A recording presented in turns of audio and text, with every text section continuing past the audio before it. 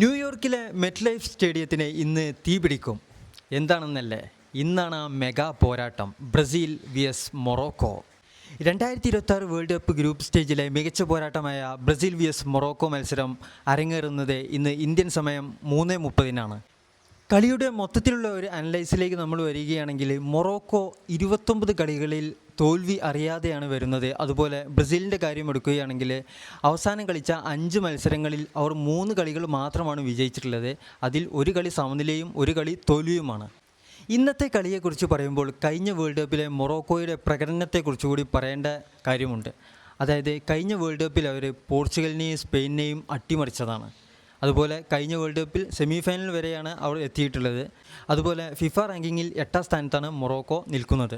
ഇനി ബ്രസീലിൻ്റെ കാര്യത്തിലേക്ക് വരികയാണെങ്കിൽ അവർ കഴിഞ്ഞ വേൾഡ് കപ്പിൽ അത്ര മികച്ച പെർഫോമൻസ് ഒന്നുമല്ലായിരുന്നു കാഴ്ചവെച്ചിരുന്നത്. അതായത് ബ്രസീലിയൻ ടീമിനെ സംബന്ധിച്ച് നോക്കുമ്പോൾ അത്ര മികച്ച പെർഫോമൻസ് ഒന്നുമല്ല കാഴ്ചവെച്ചിരുന്നത്. കാരണം എന്താണ്, ബ്രസീലിയൻ ടീമിൽ നിന്ന് നമ്മൾ പ്രതീക്ഷിക്കുന്നതെന്ന് വെച്ചാൽ ഒരു സെമി ഫൈനലോ അല്ലെങ്കിൽ ഫൈനലോ അല്ലെങ്കിൽ വേൾഡ് കപ്പ് അടിക്കുകയോ വേണം. അങ്ങനെയൊക്കെയാണ് നമ്മൾ ചിന്തിക്കുന്നത്. പക്ഷേ കഴിഞ്ഞ വേൾഡ് കപ്പിൽ അവർ ക്വാർട്ടർ ഫൈനലിൽ ക്രൊയേഷ്യയോട് തോൽക്കുകയാണ് ചെയ്തിട്ടുള്ളത്. ഇന്നത്തെ കളിയിൽ ഉറ്റുനോക്കേണ്ട കുറച്ച് താരങ്ങളുണ്ട്.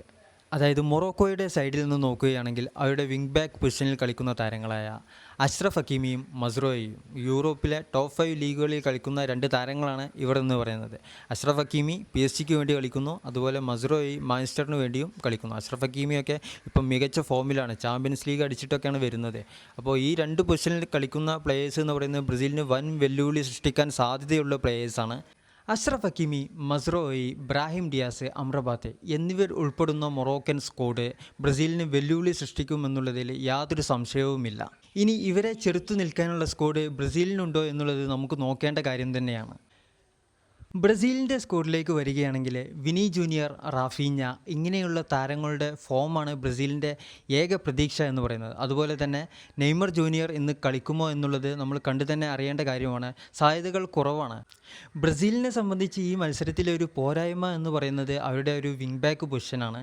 അവിടെ ഇന്ന് കളിക്കുന്നത് അലക്സാൻഡ്രോ, ഡാനിലോ എന്നിവരാണ്. ബ്രസീലിയൻ ആരാധകരൊക്കെ പ്രതീക്ഷിച്ചിരുന്നത് ഇബാനസും ഡഗ്ലസ് സാൻഡോസും സ്റ്റാർട്ട് ചെയ്യുമെന്നായിരുന്നു.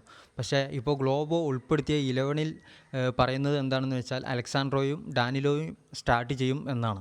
ഗ്ലോബോ റിപ്പോർട്ട് ചെയ്തത് പ്രകാരം ബ്രസീലിൻ്റെ സാധ്യത 11 ഇന്ന് നോക്കുകയാണെങ്കിൽ ഗോൾ കീപ്പറായിട്ട് അലിസൺ ബക്കർ സ്റ്റാർട്ട് ചെയ്യും.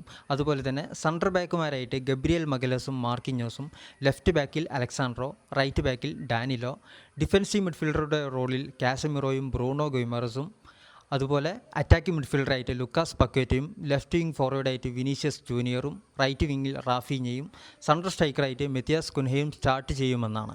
ശക്തമായ ഈ മത്സരത്തിൽ ബ്രസീലിന് വിജയിക്കാനാവുമോ? എന്താണ് ബ്രസീലിയൻ ആരാധകരുടെ പ്രതീക്ഷ? നിങ്ങളുടെ അഭിപ്രായങ്ങൾ നിങ്ങൾ കമൻറ്റ് ബോക്സിൽ രേഖപ്പെടുത്തുക. മറ്റൊരു വീഡിയോയുമായി നമുക്ക് വീണ്ടും കാണാം.